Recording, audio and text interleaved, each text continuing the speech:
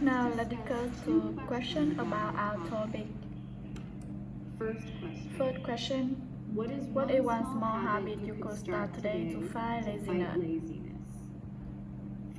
For me, I would say drinking more water regularly. What about you, Leo? I think for me, it could be putting my phone in another room when I need to focus. Second question, how can setting small goals help you feel less overwhelmed? I think it's because small goals feel more manageable and easier to start. Exactly. Breaking tasks into steps really makes a difference.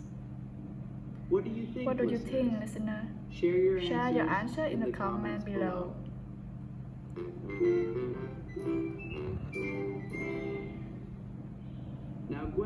Now, once let's dive into some fun facts and research about laziness.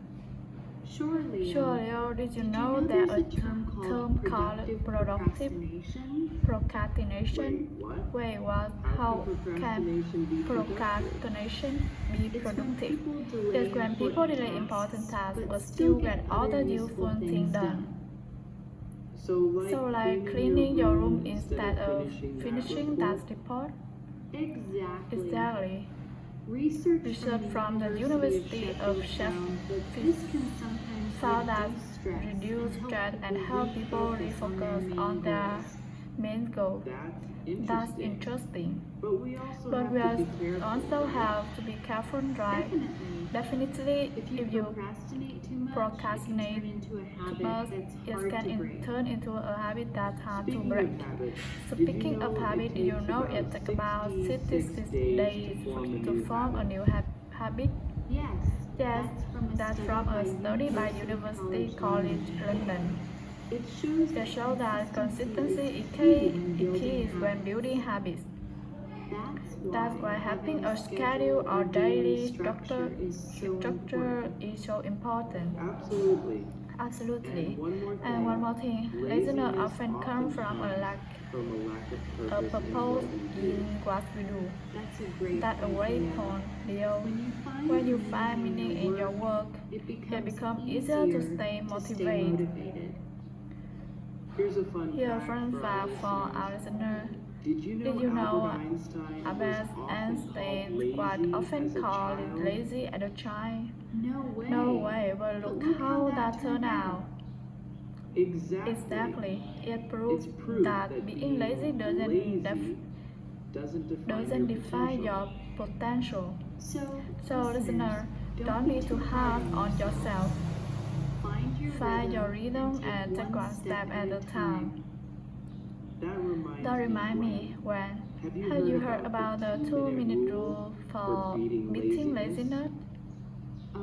I think I heard of it. Isn't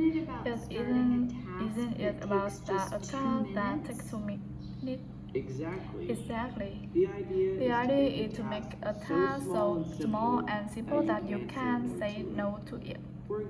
For example, if you want to start exercising, just commit to putting on your workout shoes. That's clever. Once you start, it's easier to keep going. Right. And it's supported by psychology. When you start more, your brain feels a sense of achievement that motivates you to do more. Speaking of motivation, there's a fun story about Thomas Edison. I love Edison stories. What did one about? When Edison was working on inventing the light bulb, he fell over 1,000 times. Wow, 1,000 times. That's a lot of mistakes. Exactly, but Edison said, I have not failed.